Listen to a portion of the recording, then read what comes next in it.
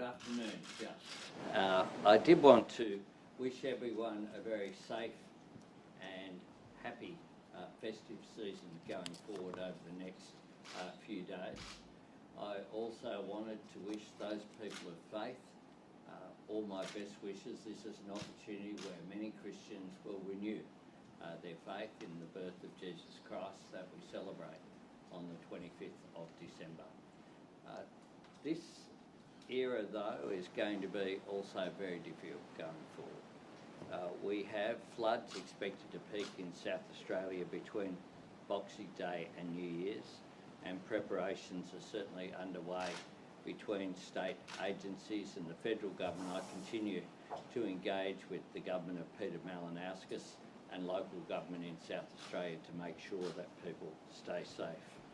I do say that people should heed the warnings of the SES. If it is flooded, forget it. It is simply not worth the risk, and we see too much tragedy as a result of people thinking that it's okay to take a risk. I did want to also refer to the announcement that we're making today with New South Wales, a further $182 million in flood assistance. In particular, the back home grants of up to $20,000 will help families in places like Eugowra, and I want to thank people like Kevin Beattie, the local government, local mayor, who's made very strong representations. On top of that, we have up to 16 weeks of rental support payments for flood-affected households, and a $59.4 million program for Central West Caravan and Modular Housing Program to secure medium-term housing and extend the at-home caravan program, which is being rolled out. In addition to that, we have $8.9 million for targeted residential property assessments. This package is aimed at 17 of the most highly impacted local government areas around Australia, around the region, in particular in that western and southwestern New South Wales region. And my government will continue to work with state and territory governments and local government at this difficult time.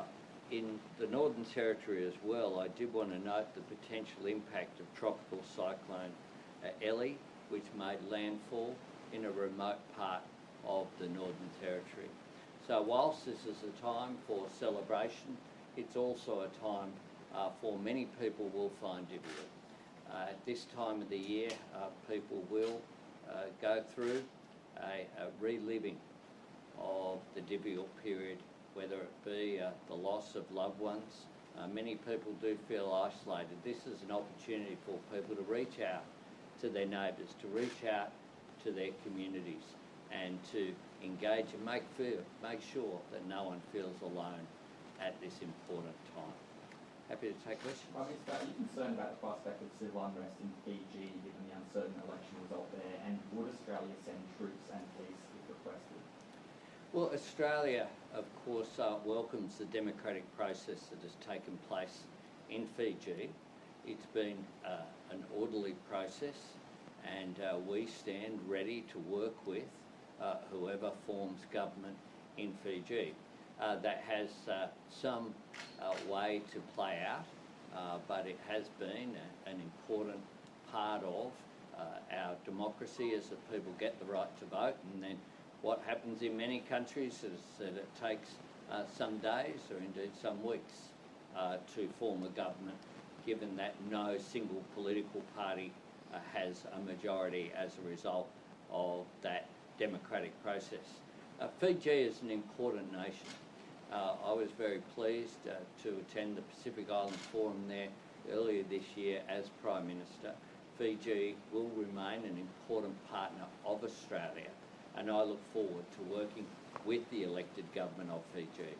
The New South Wales government has just announced a new emissions target of 70% by 2035. Does the federal government welcome that target, or is it too ambitious in your view? Well, we await to see the detail, of course, of that announcement. But I do note that throughout Australia, there are people across the political spectrum who understand that taking action on climate change is also an opportunity. It's an opportunity to create jobs. It's an opportunity to boost our economy, particularly in our regions. And the announcement that we had this week, a joint announcement between the Commonwealth and the New South Wales Government, $4.7 billion from the Commonwealth and 3.1 from the New South Wales Government to boost transmission. You need practical programs that make a difference. We're working with governments across the spectrum, across Australia. We also have agreements in place in Victoria, in South Australia, in Queensland, in Tasmania, of course, with Mariners Link. And what we see is that it's only Peter Dutton and the federal coalition that have actually gone backwards. They've actually got worse when it comes to climate change action since the election. So what do you make of Andrew G's decision today to leave the National Party over its stance on the West Parliament?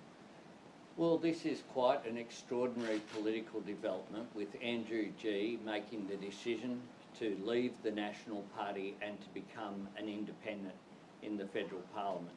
It of course leaves the coalition one vote shorter back into the mid-50s now in terms of their representation. Andrew G has made a decision that is he's alone. I respect that decision.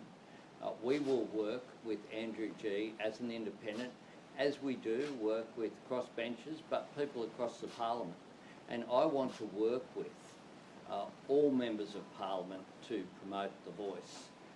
Andrew G has made a principled statement about his commitment to constitutional recognition for Aboriginal and Torres Strait Islander peoples, but also for a constitutionally recognised voice to parliament. How concerned should Australia be at the new Chinese-funded military hospital in PNG, and could that assist China with developing a military base there? No, I'll be visiting Papua New Guinea in January.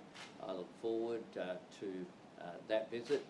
We had scheduled a visit with our friends in PNG.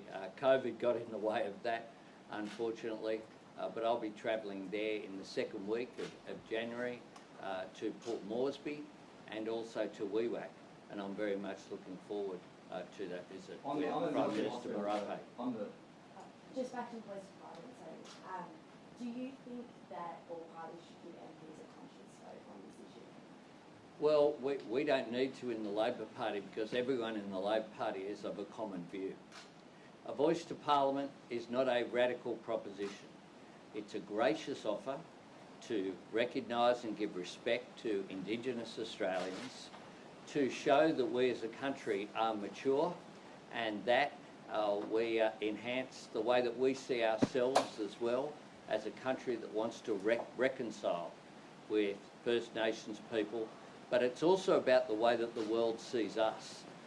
This is very important, that the world sees that we're a mature country who can come to terms with our past, who can give respect to Indigenous people, and who can recognise the great privilege that we have of sharing this continent with the oldest continuous culture on earth. Andrew G's statement is one of principle. I look forward to working with him, but I look forward to working with members of the National Party, members of the Liberal Party, members of crossbenchers across the board who want to recognise this, who see this as an opportunity to unite our nation. That's what it should be. This should not be an issue of partisanship, and that's why we have very deliberately reached out, just as First Nations people have reached out as well. This is not a government proposition. This is a proposition from the Australian people, a gracious offer which should be accepted. I'm pleased that Andrew G will be campaigning for a yes vote. But I say to members of Parliament as well, don't miss the opportunity to be a part of enriching our nation and making us even stronger in the future. The coalition then should give a conscience vote, for example? Well, it's not up to me to determine what the coalition parties do. I would just say this, that this is a very generous offer of Indigenous Australians It is not another chamber of parliament. It is subservient to the elected parliaments of Australia, which is why the details of the voice will be subject of legislation in the parliament and subject to that legislative change by the parliament of the day. This is a very simple proposition, that we recognise Indigenous Australians in our Constitution, and secondly, that they be consulted about matters that directly affect them. It's not a decision-making body, but it is appropriate that where matters affect the education, health, life expectancy, incarceration rates of Aboriginal and Torres Strait Islander people, that we will get better outcomes if we consult them. On a stadium, Just on the energy, gas projects are being placed on pause after the price cap was put in place. Your government thought this was a bluff. Does this prove there will be less investment with price caps? No, it doesn't at all. What it proves is that there's an ongoing media campaign. The truth is that there is no impact on new investment of any proposition that went through the Parliament. The cap on prices of $12 for gas is time limited. It does not apply to new projects, and people are very aware of that. So given that the price, average price of gas was under $10 in 2021, and 96% of deals were for under $12, then if an investment made sense in 2021, it certainly will make sense in 2023. On a stadium in Tasmania, what's your impression of the business case for a stadium at Macquarie Point, and what's the timeline for giving the Tasmanian government a response? Well, we have sent that documentation, of course, is being examined by our Department of Infrastructure. I had a constructive meeting with the Tasmanian Premier yesterday. We'll examine the detail. We, in the past, have put, of course, $50 million into Macquarie Point way back in 2012. And since then, there's been very little progress on that site. I think this needs to be viewed, though, as how will it, any project, transform urban development in that beautiful part of Hobart, in that beautiful state of Tasmania. So we see urban development and cities policy as being very important, and that's the context in which we will examine any proposal, and we will do that. Thanks very much. Just one more question on China, if that's all right. Sure. Would you go to Beijing while again and to We are engaging constructively with China. There has been a marked difference in the engagement that has occurred this year compared with the previous term of the Parliament, where there wasn't a single phone conversation, let alone a meeting, between any minister in the Australian government and any minister in the government of China. Given that China is our major trading partner, that is obviously problematic. We'll continue to engage diplomatically without a loud hailer, including on issues where there are differences, and we'll continue to make representations on behalf of Australian citizens. Just one follow-up, if that's okay, on energy. Senex is an expansion to get more domestic gas in the market. It's been paused. That's bad for supply, isn't it? Well, these are decisions that companies may or may not make, but they are not based upon any changes in terms of what was agreed to last week. We're working constructively with the gas companies on code of conduct, but if you have a look at what has occurred around the world, in the last week we have had price caps put on throughout Europe. In the United Kingdom, we have a very large tax has been put on gas production as well as other fossil fuels with rebates to households and businesses. What we have done is put in place a very modest proposal, and I note that in New South Wales as well as Queensland, you have a cap on coal has been introduced. Here in the New South Wales Parliament, it went through with the support of the Liberal Party, the National Party and the Labor Party. That is what leadership looks like. Once again, Peter Dutton has shown just how out of touch he is. If he thinks it's acceptable for gas prices to be charging prices based upon an international price because of the Russian invasion of Ukraine, he might think that he wants to stand up for them. I want to stand up for households and businesses, including Australian manufacturers who cannot sustain global prices that have increased by multiple times whilst the costs of production have not increased. That's the key here.